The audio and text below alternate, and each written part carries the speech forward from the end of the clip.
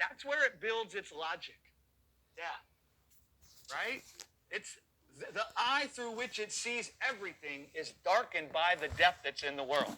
It builds all of its thoughts and all of its conclusions about mankind and God and life. All the things it thinks about those things are all built on the death and the fruit of death that it sees.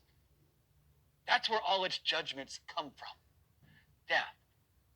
Right? So if you're stopping and you're weighing your life in the balance, what are you using as the foundation from where you're weighing your life? Is it the death you see all around you? Is it the weakness you perceive in the world or all around you? Or is it the life you see that God has in himself, that he got it right to deposit in you? Where are you reasoning from when you think of your life?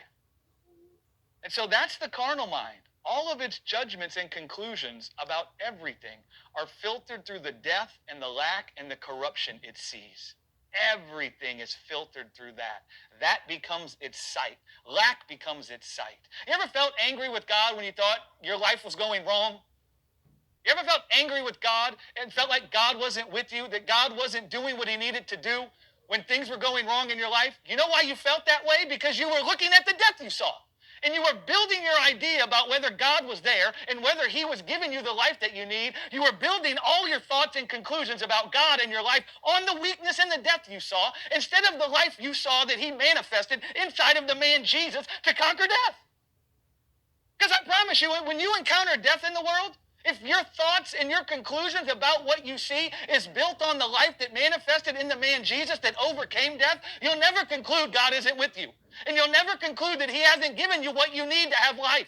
You'll never think like that. You'll always see God is Papa.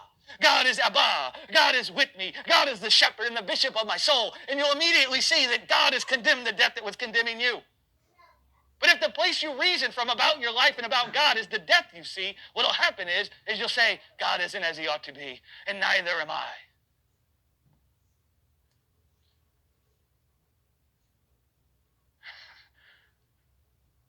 The Gospel of John.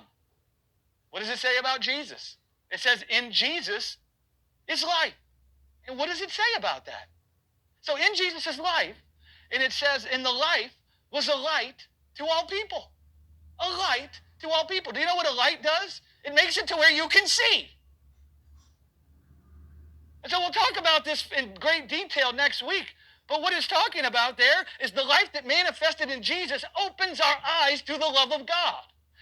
We couldn't see that God loved us. We couldn't see he was with us to conquer death. All we could see was the death in the world, and we judged God by the death we saw, and we judged ourselves by the death we saw, and we judged what he thought about us by the death that we saw. We were blind to God with us. We were blind to the love he felt in his heart for us. But then God manifested his life inside of the dying flesh of this man Jesus.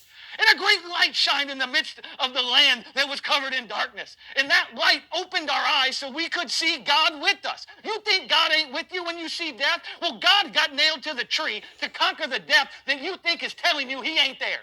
You want to know if God's with you when you feel like you're being nailed to the cross? You'll start seeing God was nailed to the cross. You'll see God with you. The next thing you'll see is God overcoming the grave. The next thing you'll see is that the stone's been rolled away. The next thing you see is that death can't hold you. You'll start to see it's not possible for death to hold me. You'll start to see God with you, intertwined with you, so closely braided together with you that every breath you breathe, you're saying, Abba. And every breath you take in is the very spirit of his life.